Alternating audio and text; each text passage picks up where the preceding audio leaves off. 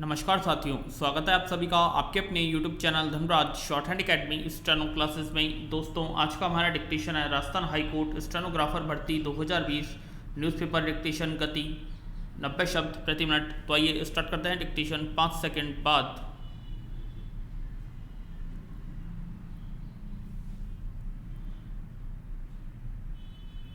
Start. सत्ताधारी पार्टियां जब प्रचंड बहुमत में होती है तब उनकी मनमानी शुरू हो जाती है और वे जन विरोधी कार्यों और कानूनों पर उतर आती हैं। विराम। इनसे दुखी जनता को मजबूरन आंदोलन करना पड़ता है जो लोकतंत्र में उसका अधिकार भी है। विराम। आंदोलन सदा शांतिपूर्वक और अहिंसक होना भी बहुत जरूरी है। विराम। इसी से इसका प्रभाव बनता है। किसी भी जान माल की हानि और नागरिक अधिकार का हनन भी तो अंततः अपना ही होता है। यह सभी को समझने की ज़रूरत है। विराम। जब आंदोलन बहुत बड़ा होने लगे तब सत्ता को भी इनका जल्द हल निकालना जरूरी है ताकि कोई अप्रिय घटना न घटे। विराम। यह उसका दायित्व भी है। विराम। सत्ता की जिद और अहंकार कभी भी लोकतंत्र में उचित नहीं होता, न हील यह लोकतंत्र के लिए लाभदायक होता है। विराम। यदि सत्ता को स्थायी और सशक्त रखना है तो उसे भी लोकतांत्रिक मूल्यों पर कायम रहते हुए पारदर्शिता से ही चलना होगा। विराम। भ्रष्टाचार के खात्मे के लिए अन्ना आंदोलन और उससे पहले गरीबी और बेरोजगारी के उन्मूलन के लिए लोकनायक जयप्रकाश नारायण का आंदोलन इतिहास में प्रेरक मिसाल रहे हैं। विराम। पैरा। लगता है कि नागरिकता संशोधन अधिनियम CAA का जिन्ना चुनाव की सुगबुगाहट होते ही फिर से बाहर आ गया है। बंगाल में फिलहाल इसकी चर्चा नहीं हो रही है, जबकि असम में जहां राहुल गांधी CAA के खिलाफ बोल रहे हैं तो भाजपा इसके समर्थन में बोल रही है। बाहर से आकर असम और बंगाल में घुसपैठ कर राशन कार्ड से लेकर वोटर ID तक लोग बनवा चुके हैं, जिसकी वजह से स्थानीय रहवासियों को हक मारे जा रहे हैं। विराम। कई बार स्थानीय और इन बाहरी घुसपैठियों से संघर्ष भी हो चुके हैं। विराम। इनका विरोध सिर्फ चुनाव के समय ही क्यों होता है? हमेशा यह देखा गया है कि जो भी पार्टी सत्ता में रहती है वह इनके वोट कबाड़ने के लिए चुप बैठी रहती है। विराम। विरोध या समर्थन सिर्फ चुनावी मौसम में ही देखने को मिलता है। विराम। पैरा। जुलाई 1969 में तत्कालीन प्रधानमंत्री इंदिरा गांधी ने देश के 14 निजी बैंकों का राष्ट्रीयकरण कर दिया था। विराम। कारण गरीबों तक बैंकों की पहुंच बनाने, शोषण से कर्मचारियों को निजात दिलाने, निजीकरण की बढ़ती बुराइयों व ट्रेड यूनियनों की मांग पर सरकार ने यह कदम उठाया था। विराम। चरम पर हर व्यवस्था में अनेक बुराइयां उत्पन्न हो जाती हैं।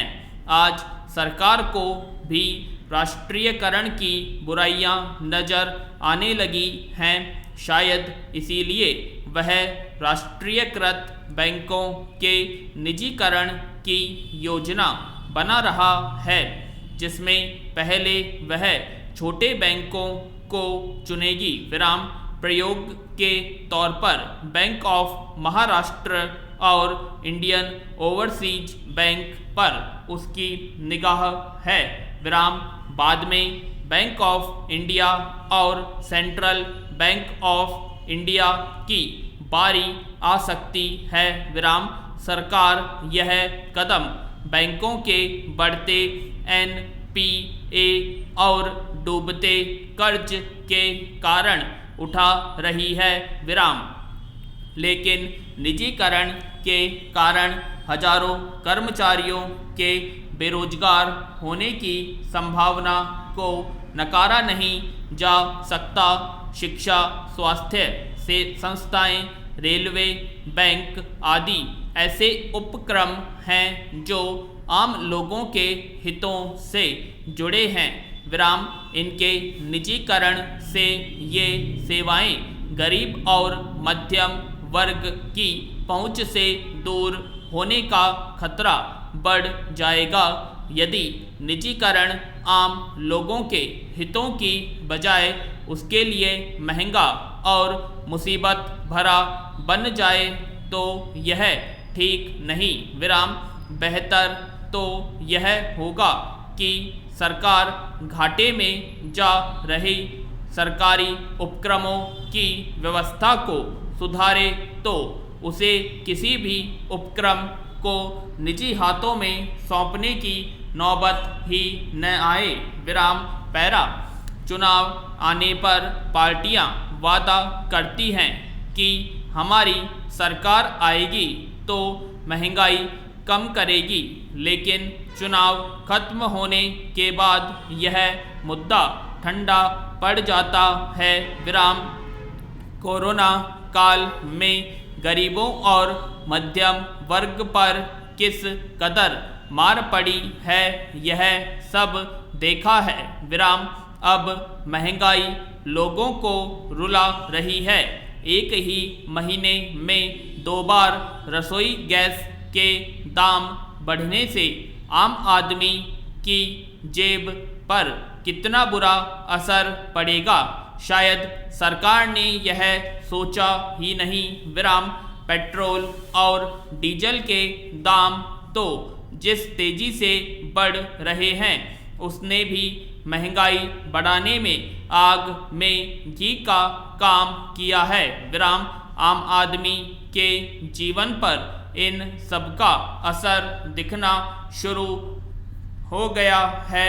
विराम ईंधन के दाम बढ़ते ही परिवहन सहित हर चीज के दाम बढ़ जाते हैं। विराम करोड़ों लोग इस वक्त बिना रोजगार के हैं।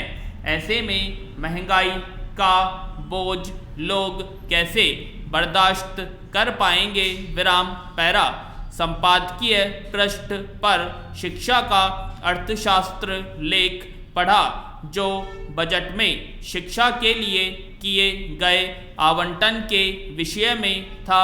विराम कुल मिलाकर इस वर्ष के बजट में पिछले साल जो शिक्षा में की तुलना में शिक्षा के लिए कम बजट का प्रावधान किया गया है। यह तब हो रहा है जब 2020 में नई शिक्षा नीति आई है जो कौशल विकास, सभी के लिए शिक्षा और समावेशी शिक्षा पर बल देती है। विराम किंतु इन सभी के लिए बजट जरूरी है। बिना बजट के इन लक्ष्यों को हासिल करना बारे में सोचा भी नहीं जा सकता। विराम नई शिक्षा नीति के उद्देश्यों को प्राप्त करने के लिए इसमें सबसे अधिक निवेश की ज़रूरत है। विराम शिक्षा ऐसा क्षेत्र है जो मानव पूंजी को सामाजिक पूंजी में परिवर्तित कर उसे बढ़ावा देता है। किंतु भारत में शिक्षा की गुणवत्ता कैसी है यह जग जाहिर है। विराम आज हमारे देश में सबसे अधिक आबादी युवाओं की है जो देश में विकास में महत्वपूर्ण भूमिका निभा सकते हैं, लेकिन यह तब होगा जब हम इन्हें मानव पूंजी बनाएंगे, वरना ये भीड़ और बढ़ती ही जाएगी और भीड़ का कोई भविष्य नहीं होता। विराम। नौजवानों की इस आबादी को सही दिशा में लगाना जरूरी है और इसके लिए नई शिक्षा नीति महत्वपूर्ण भूमिका निभा सकती है। विराम। कौशल युक्त शिक्षा के लिए अधिक बजट की आवश्यकता है। विराम। आज आत्मनिर्भर भारत की बातें तो जोर शोर से हो रही हैं, लेकिन इसके लिए ज्ञान, कौशल और निपुणता चाहिए और इन सब के लिए बजट। विराम। आशा करते हैं आप सभी को ये डिक्टेशन पसंद आई होगी, तो प्लीज़ कमेंट बॉक्स में कमेंट करें और अब तक आपने हमारे चैनल को सब्सक्राइब नहीं किया सब्सक्राइब करें और वीडियो को ज़्यादा से ज़्यादा लाइक करें, शेयर करें। धन्यवाद।